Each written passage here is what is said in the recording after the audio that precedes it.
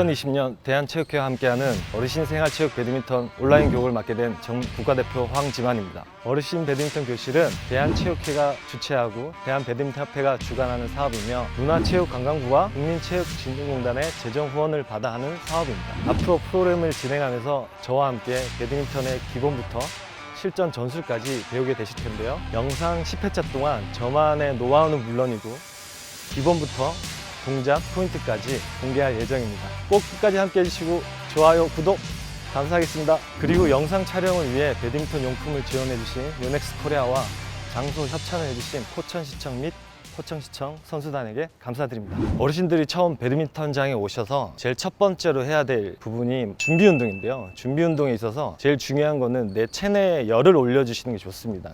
그러니까 정적인 스트레칭 위주보다는 몸을 움직여서 체조 위주로 몸을 풀어주시면 좋은데요. 기본적으로 손목, 그리고 발목,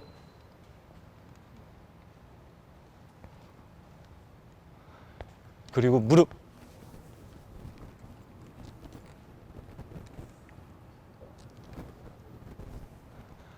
그리고 어깨,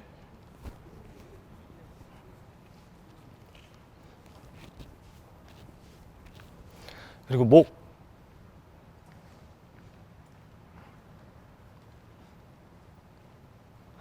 그리고 허리. 이런 큰 동작을 통해서 몸을 풀어주시는 게 좋고, 그리고 되도록이면 10분에서 15분 정도는 몸을 푸시고 운동하시는 게 좋습니다. 그리고 나서 가볍게 제자리 걸음이라도 이렇게 뛰어주시면 훨씬 부상 방지에도 도움이 될 겁니다. 그리고 운동을 끝난 이후에 정리 운동이 꼭 필요한데요. 정리 운동 하실 때는 조금 더 체조 위주의 운동보다는 근육을 이완시키기 위해서 이런 정적인 스트레칭, 이제 어깨부터, 그리고 나서 코트에서 많이 뛰시잖아요. 뛰고 나면 이 뒤 후반 부위에 이제 근육들을 또 이완시켜 주셔야 하기 때문에 숙여서 왼쪽, 오른쪽, 그리고 이런 식으로 한 10초에서 15초 정도. 그리고 제일 또 중요한 아킬레스건, 오른쪽도. 이런 정리 운동을 꼭 하셔야지 배드민턴을 하고 난 뒤에 그 다음 날, 또 다음 날 편하게 운동하실 수 있으니까 이 부상 방지를 위해 꼭 하시길 바라겠습니다. 그 다음으로는 배드민턴의 가장 기초가 되는 배드민턴 라켓 그립부터 시작하겠습니다. 배드민턴 그립법에는 포핸드 그립, 백핸드 그립이 있는데요.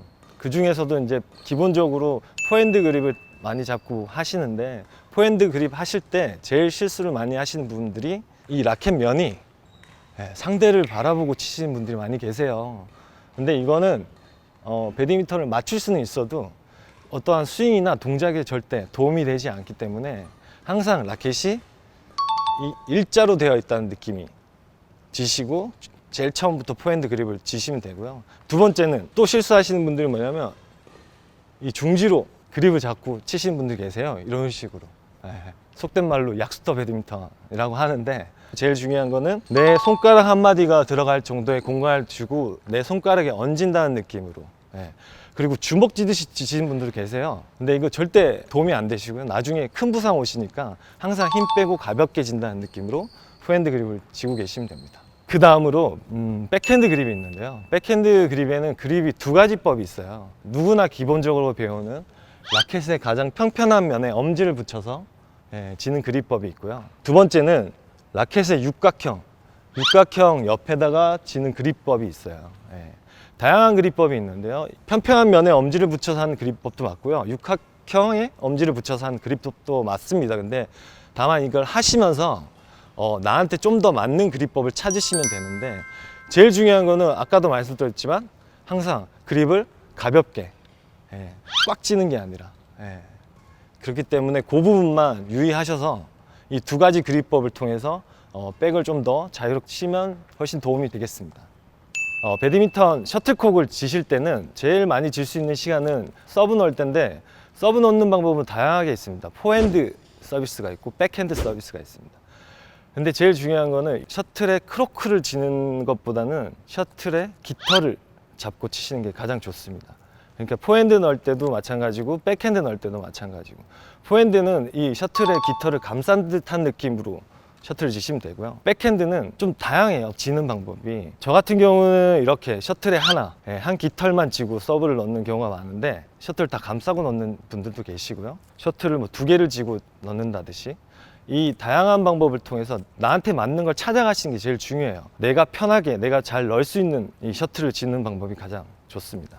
이번 시간에는 배드민턴 게임을 하시기 전에 제일 첫 번째로 배우시는 서비스, 서브를 배우실 건데요. 서비스와 서브는 같은 용어로 사용되고 있고요. 어떻게 부르시던 상관은 없으십니다. 서브를 넣을 때 제일 중요한 거는 정규 룰로 따지면 지면에서 1.15m 위치에, 그 위치를 벗어나지 않는 범위 내에서 서비스를 넣어야 되는데, 일단 어르신들 생활체육 하시는 데 있어서는 정확한 룰이 지켜져 있지는 않지만, 그래도 그 룰 안에서 조금 더 지켜나가시면 이 배드민턴을 좀 더 매너 있게 치실 수가 있습니다. 저희 영상을 보시고 서브의 가장 기본적인 올바른 자세와 매너 있게 서비스 넣을 수 있는 방법을 좀 더 배워주시면 감사하겠습니다. 서비스에는 2가지 서브가 있는데요. 포핸드로 넣는 서비스와 백핸드로 넣는 서비스가 있습니다. 동작들을 지금 이제 실전에서 보여드리겠습니다. 첫 번째로 포핸드 서비스. 포핸드 서비스는 백핸드 서비스보다 싱글할 때, 혼자서 하는 경기 때 좀 많이 하는데, 그래도 뭐 60세 이상 어르신들이 좀 더 백핸드 서비스보다는 포핸드 서비스를 많이 하시는 분들이 많이 계시더라고요. 그렇기 때문에 포핸드 서비스도 마찬가지로 지면 1.5 그걸 넘기지 않는 선에서 하기는 조금 더 어르신들한테는 좀 어려울 수 있더라도 규정에 좀 벗어나지 않는 범위에서 하시는 게 제일 중요하고요. 포핸드 서비스도 마찬가지고, 이런 식으로 이 라켓이 많이 올라가지 않도록 낮은 위치에서 자꾸 할 수 있도록 하시면 좀 더 안전하게 칠 수 있습니다. 한 번 더 보여드리겠습니다.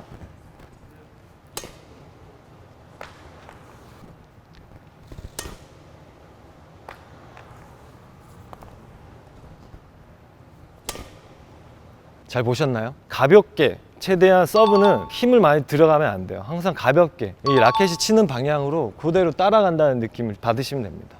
그 다음 두 번째로 설명드릴 건 백핸드 서비스입니다. 백핸드 서비스는 앞서 말했던 것처럼 셔틀을 치실 때 제일 중요한 거는 이 깃털을 치시는 게 제일 중요한데요. 이 셔틀 크로크가 나를 바라볼 수 있도록 최대한, 그렇다고 해서 이것이 크로크가 이렇게 뒤집어지면 안 되고요. 항상 나를 바라볼 정도로 셔틀 깃털을 하나만 치고 이런 식으로.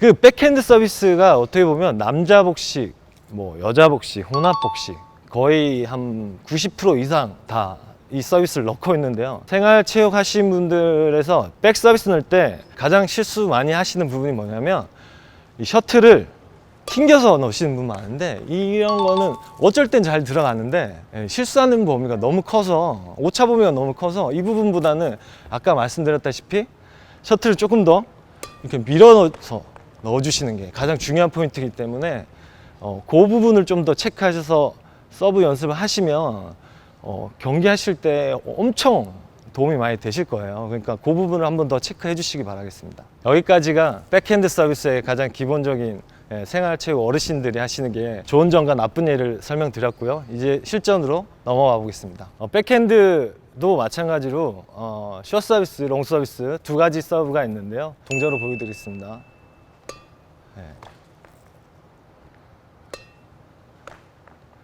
또 이런 질문을 많이 하시고 계신 분이 계세요. 오른발이 먼저냐, 왼발이 먼저냐. 근데 그거는 중요하지 않습니다. 오른발이 먼저 하셔도 되고 왼발을 먼저 하셔도 되고, 그 대신 내가 서브를 넣고 나서 그 다음 동작이 편한 발이 첫 번째로 들어가시면 됩니다. 그리고 두 번째로 롱 서비스도 마찬가지로 강하게 치는 게 아니라 항상 가볍게,